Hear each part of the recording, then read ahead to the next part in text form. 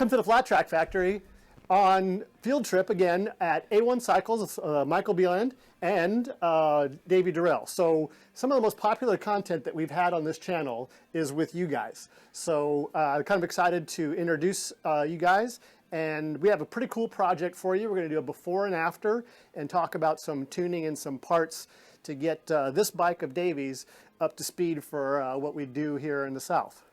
To beat road taxes. That's the mission. To beat road taxes. That's a tough call, bro. That's a tough call. Yeah, the road tax we have down here brings it. So yes, yes. And You got one in the basement might be coming out again, you know? yeah. So, Davey, tell us what the bike is that you're running here and what you want to do with it today. All right, so we have a 2021 YZF 450. We started this kind of as a whole project bike to do the whole DTX conversion, and we got videos of that in the process and working on getting those edited and get them out to you guys as well. But now we're taking it to the next step. Now it's like, okay, we've run this thing stock, we've had success, we, instantly right out of the box, we won races in Colorado, at the local track there, with just doing suspension, motor completely stock. Then we did a little bit of a tune, won some more races, came to South Carolina and started racing some of the events around here. Well, now I'm back in mid-pack and trying to figure out, obviously the tune that we had in Colorado doesn't necessarily work here in South Carolina altitude, so we needed to improve upon that. But as we're going, we're just going to make some improvements to basically the exterior of the engine. We're not doing any cam pistons, none of that. All that stays the same. We're bolting on Vance & Hines exhaust pipe today, as well as a new intake system. We're just going with a K&N air filter. This week I spent time to make this little intake system. It has internally here, we have, I'd have to take this out, but we got a velocity stack in here. I have a video on that mimics what our velocity stack is on our stock airbox. So with this going on to the bike, we're hoping to improve the airflow getting into the motor. I mean, everybody talks about how that little flat little filter and be somewhat restrictive. K&N makes a raised filter that sits on top. There's other companies that make raised boxes to increase the filter area. But I didn't feel like any of those are really enough. So we're just going to go with a straight K&N filter like we used to run on several of the flat track bikes over the years, and we're going to adapt it to this bike and see what performance increases we can make. So when I heard about this project, we were talking about trying to get a baseline and then do some dyno testing, and I said, you need to talk to Mike Bieland, because we are really lucky that we have a top shelf engine builder who is an accomplished flat track racer and has the time and the passion that he's willing to do this stuff for us. And I got to tell you that I've spent many, many hours with the dyno guys, and none of them really understand what they're doing. This guy does. So Mike, we came here today, used your sweet dyno, we got a baseline. Tell us where we are right now. Baseline was 55 horsepower and smooth as butter, and the bike, we threw it up there and hooked it up. And usually the modern dyno with a modern bike, especially a dirt bike, goes crazy with electromagnetic interference, with the dyno will kick us offline and this and that. We hooked up a regular ignition lead to a spark plug coil, and the tracing is perfect. The dyno sheets, all three laid over each other perfectly. I did it one gear down from top gear instead of going top gear, which would give us better numbers, but a little less accuracy, so I did one gear down.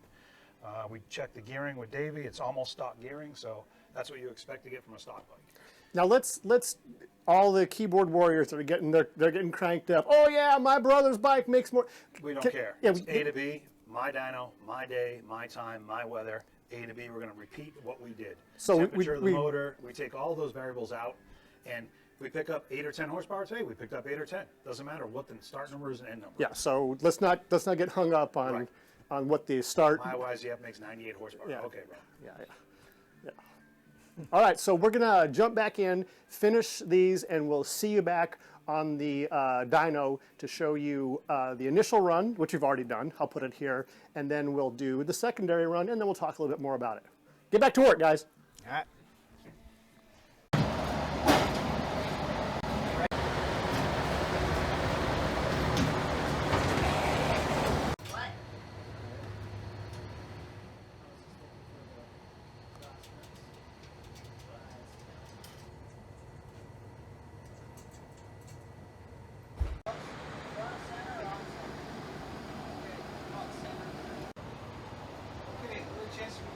spark plug lead.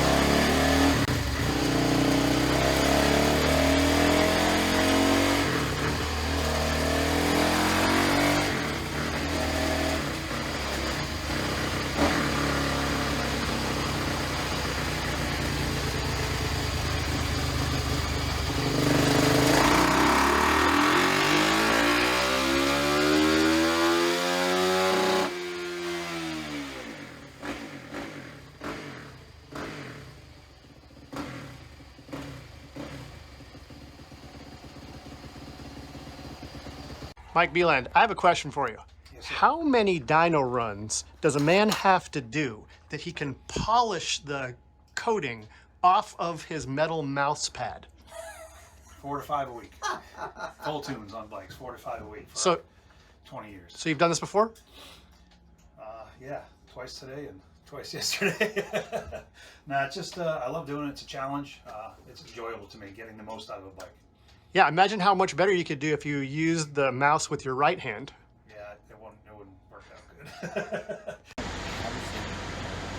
Without any cam change or Right. compression change, it's just basically going to be able to maybe tune it better. Yeah, bolt-on performance. And What's that?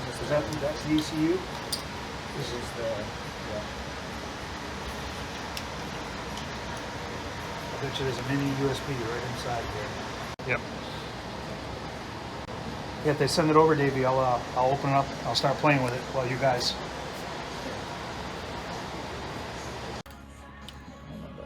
See where my hands are? Yeah, it's got to come up right through there.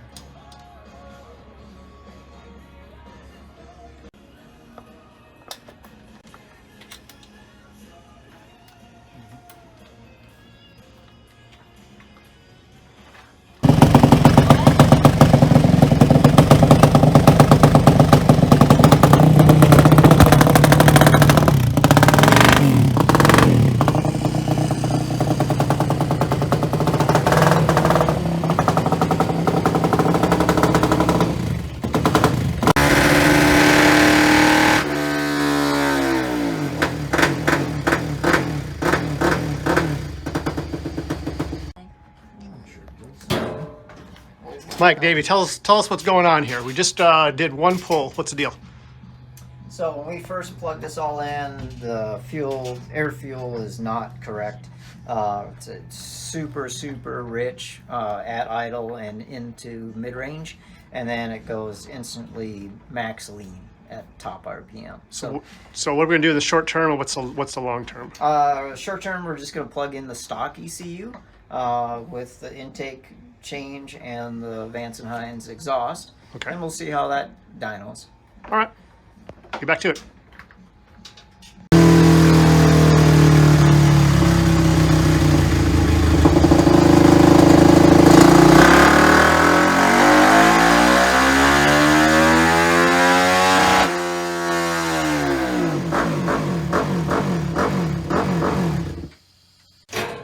Beeland, Durelle. Okay, now what's going on?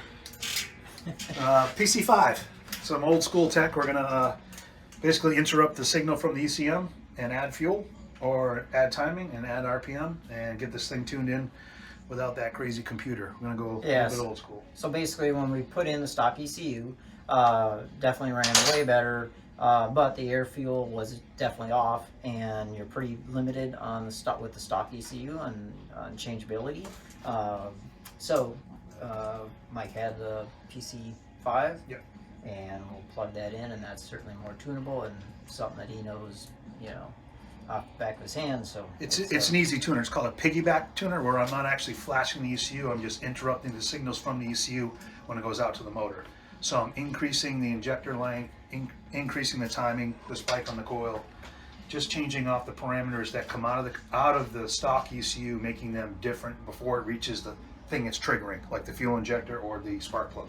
All right. and they're super easy to tune. So Super you easy can, to tune. laptop, plug it in. You can Yep. download, make changes, send the map. It's but I've worked with the power commanders before, lots of times over the years, and they are really simple to use. So definitely, Right. I'm thinking this is the better option for us.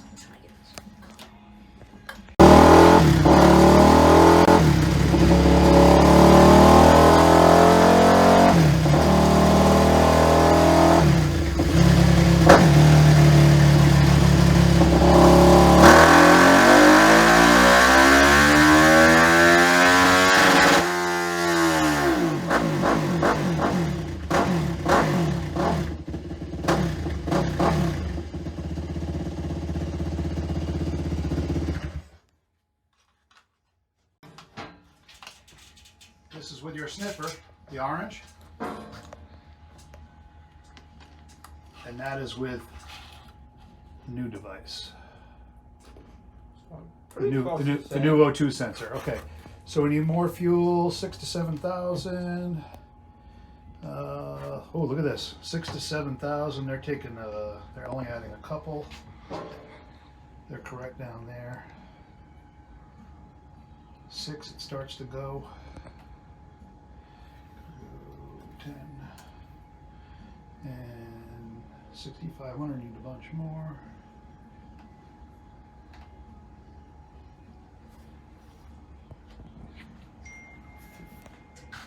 15, and then we're gonna go 75.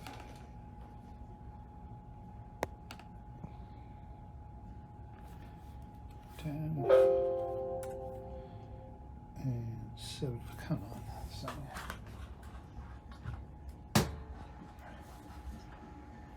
75.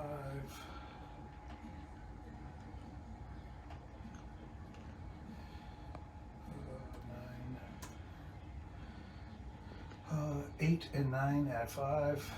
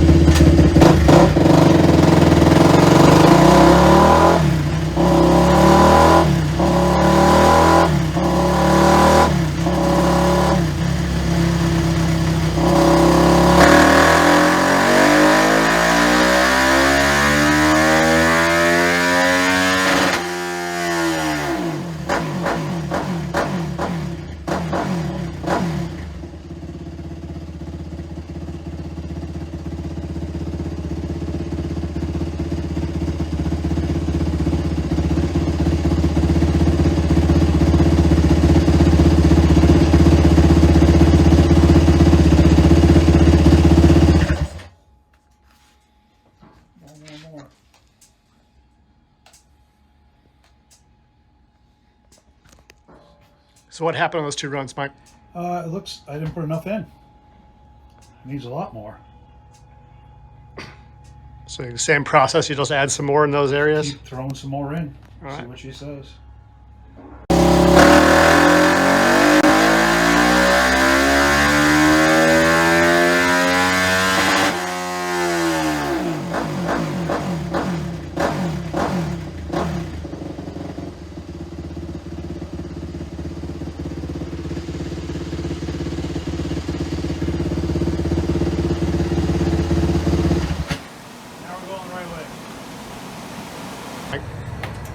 Picked up 3 or 4 horsepower, and the pipe's supposed to be the magic trick, but we're going to throw the stock one back on and see what happens. The stock one is much better down low, so we may just do a tune for the stock pipe and give them a really good short track bike, and then put the other pipe on and tune it for the extra horsepower on a big track. All right, thanks. All right, guys, so we're all done after many hours and some fun, comical computer problems. We're kind of done here. Tell us what the end result is. We just go over strict results. 0 is our entry coming in, 53.7, 34 torque. Really nice curve. That's all factory stuff. Factory airbox, factory exhaust system. They did a wonderful job in this motorcycle. Okay, then we go to our red, which is Davy's intake system. It looks like we lost a little hair at peak, but we picked up a little torque in the mid, right here in the mid. And it kind of just changes the velocity into the engine, so things change here above 8,500. And then we put the big AMA Pro pipe on there with Davy's air cleaner. We lost a bunch down low, but as you can see, above 7,500 it takes over torque and gets a really good push up here. It's 56 peak and 34 torque, but you can see the over rev up top, right where you're going to be coming off the corner and ending up with straightaway. It definitely gained and picked up. So if you go over stock, it's like 52 right there, and you're 55, 56, 4, 5, 6 horsepower right in the meat of the curve. plus the over rev's a little better. So faster motorcycle, if we keep it above 7,500, TT track or some little tiny little track, I'd probably go back to a stock setup because you pick it up down low. Yep. I think though, if you like, this is no internal engine parts. If we put a cam in it, I think that's where it's going to shine. Yeah. You'll pick that and you'll be above everywhere all the way through. All right. But that's internal work, you know, it's supposed to be your box stock motor. So Yep. All right, Davey, so what's your impression of this, you know, after kind of thinking about it and working on this all day? Are you happy, unhappy, surprised, unsurprised? Yeah, pretty surprised that it wasn't more of a change. You know, I thought, you know, certainly adding more, being able to have more air was going to be better, and having the bigger exhaust was going to be better, and it was a little bit.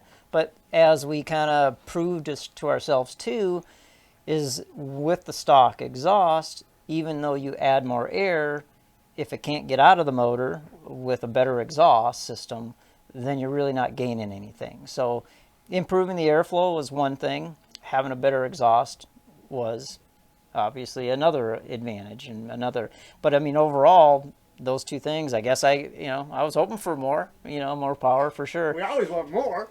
Exactly. So a little disappointed that the numbers weren't bigger. Well, I always want to see big numbers, but we know that obviously to get that, it's going to be probably a little more compression, different cam, cam timing, all of that to really make the motor run the way it needs to or could be. What were you guys saying right before we started filming this session about what this says about what happens in Japan? They're incredibly out of the box, incredible just motors. Everything is done to the maximum.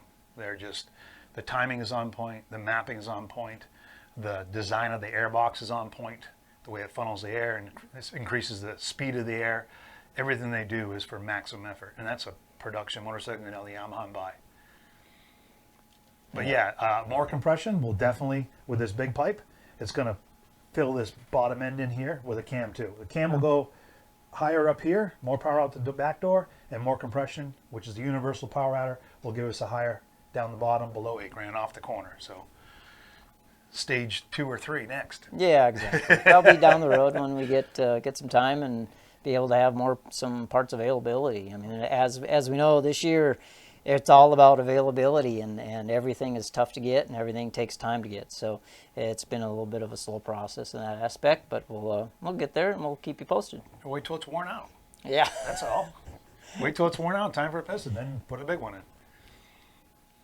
Hang on a second. You've made it to the end of a Flat Track Factory video. Do the channel a favor and click the like button and the subscribe button so you'll be notified when our next video comes out. Some people have asked how to support the channel financially, and there's a link to do that down in the description. Thanks for watching.